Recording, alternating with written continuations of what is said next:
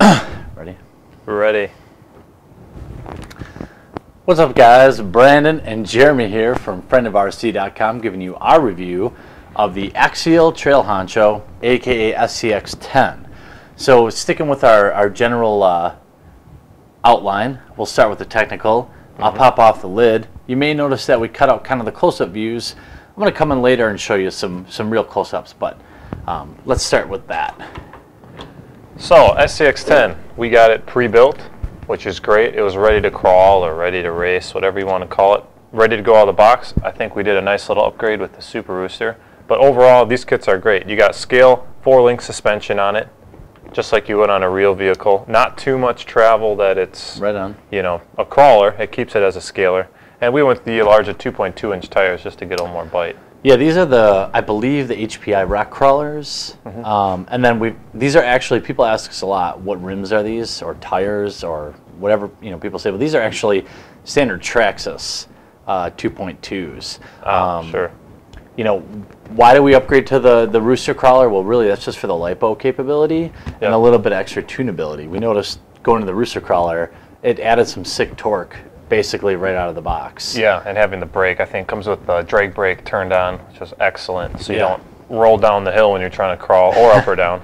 Yeah, if you watch a lot of our running videos, it definitely came in handy when navigating downhill in some of the quarries and things like that. Yeah. So, you know, in terms of my take on the technical, it's really got everything you need. I mean, upgrading the Rooster crawler was nice, but the stock motor really handles things, everything. You know, everything just fine. We've got this standard pinion and spur gear setup, but we upgraded to Deans.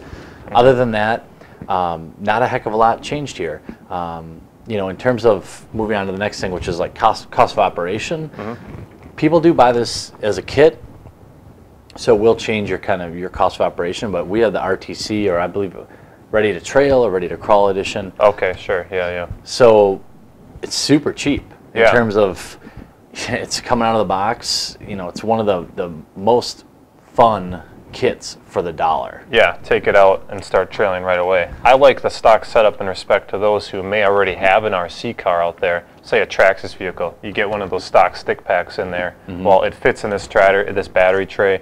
The stock ESC works with it, the stock connector will work with it, and you can start crawling right away. And really, the LiPo upgrade is only because that's really what we run. But nickel monohydrates get you quite a bit of runtime on a setup like this.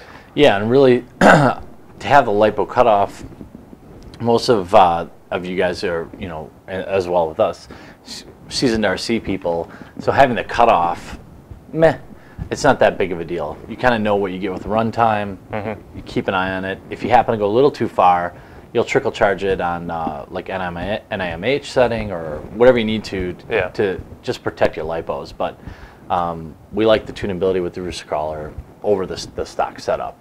Yeah, agreed. So fun factor. Can't say enough about that. Yeah, this thing is just fun all day long. It's just fun to drive, whether you like scale kind of looks and feel, or if you just kind of like all around kind of bashing / trailing kind of thing. You've got a lot of different tunable settings where you kind of adjust your ride height, your suspension. You know, Axial really out of the box gives you a lot of options. Oh yeah, and even like we were saying before, just the stock setup is great. I mean, the fun factor on a trailer is through the roof because it's really never ending. It's not like a slash where you go out and you're bashing and you're looking for huge jumps. These things, you're just looking for any terrain to conquer, and that can lead to hours and hours of searching and trailing, and before you know it, you know, your whole day is used up crawling. I think when we were shooting this thing, we spent the better half of the day shooting footage on just the trailer because it's so easy. It's a lot of fun to have that scale aspect of the hobby. Yeah, and you know, in terms of versatility, my only complaint would be that it's not really waterproof out of the box. On the brushed motor, you're going to be fine. You know, the term water resistant, I'm not comfortable with that. Yeah. You know, we've got the Rooster crawler in here, which is not waterproof. There are mods you can do, but as we've seen with the Mamba Monster and really even the Mamba Max system, nothing's guaranteed. Yeah, really the best mod, if you want to go waterproof, which is really water resistant, is to do the balloon mod. You take 2 balloons, You stick our electronics in there, zip tie it off. That will give you protection, but you know, you shouldn't go looking to submerge this. I think when we were looking at some water running, we ended up mounting the speed controller up into the body, just lifting everything off of it. But I agree with you in the aspect of water resistant. The receiver box you get really only protects you from splashes. Other than that, if you get a water level up to it, that you can see right here, the wires go right in from the side, you're going to get water in there. So you kind of got to be careful. Yeah, and in terms of, you know, overall value of the kit, of a ready to run, this thing's really ready to go. If you like scale, you're out of the box, you're ready to go. You don't need to do a heck of a lot to it. In terms of upgrades, they're all kind of optional, right? Yeah, you can go to the 2.2s, you can change out your motor if you want something with a little more torque, if you want to do like some mudding, or if you want to do like some tough truck kind of things, or you want to go like a 50 turn or something like that. You can do that, but out of the box, you know, outside of Traxxas, Axial really, you know, they're the best in terms of ready to run. Right, yeah, you really don't need much.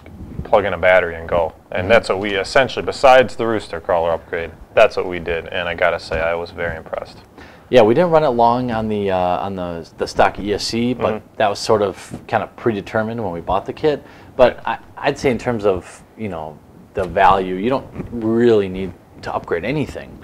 We like the 2.2s for a little bit more ground clearance, a little bit more flexibility with mudding and hitting some water and stuff like that. But overall, just a great kit. You know, performance, it really performs as you would expect. You know, out of the box, you're handling more than you'd ever think, and the driving is more, I thought, more technical than I thought it would be. Yeah. You'd really be surprised how little extra power you need over the stock setup. I mean, every video that we made of this thing on our RC Nightmare channel, go check it out, was with the stock setup plus the rooster. So really the speed was stock, the motor was stock, and we didn't have any problems. And we took on, in my opinion, what would be the hardest terrain I guess you'd try to tackle with a truck of this size. Yeah, outside of really trying to do some mudding, as the English dictionary might request you pronounce it. I didn't find a lot of things that I didn't like about it. I mean, the battery mount up here makes sense.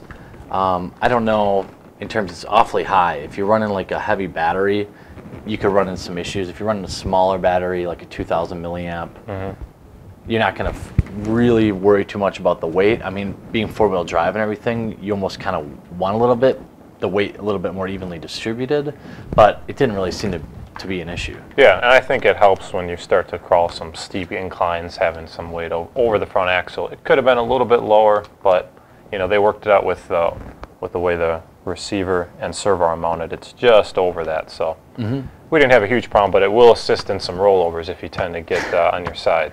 Yeah, and you know, the front bumper, as you can see, the hack job I did, trying to kind of make it give us some room. But the reality is you can adjust that out. So if you want to run the 2.2s right out of the box, you can without hacking off the pretty little ends on there. Oh yeah. In terms of what we talk about, like, would you buy it again? Trail Honcho, absolutely. For me, I couldn't have asked for a heck of a lot more out of it, other than it being completely waterproof. But I could complain about that in a lot of kids. If you're looking to go mudding, you're going to be doing a lot of maintenance after the fact, no matter what setup you have. Just because anything you submerge is going to need a clean and lube. But for what it is, it's great. I'd buy it again, absolutely. Yeah, the Trail Honcho, even ready to run, provides hours and hours of fun. If you go with a kit, you get a little bit more familiar with it. There's certainly a lot of upgrades. People will make trailers. Depends how into scale you are, but a lot of people like to keep the 1.9s on there and kind of maximize the performance there. But for us, the 2.2s and the rooster crawler upgrade made it dominate really any terrain we could have asked for. Yeah, and I agree. Like I said, I'd buy it again. We probably have a total of maybe 8 hours running this thing, and a solid 8 hours of fun, no complaints, nothing that stopped us. I didn't have any broken parts. I'd buy it again in a heartbeat. Get 2 so you can go with your friends. That's right. So really, if you have any questions about the Axial Trail Honcho, post them up on down below. If you want to read about this, you can shoot over to our website at friendofrc.com, or you can join the conversation at rcnightmare.com. Thanks a lot. See you guys.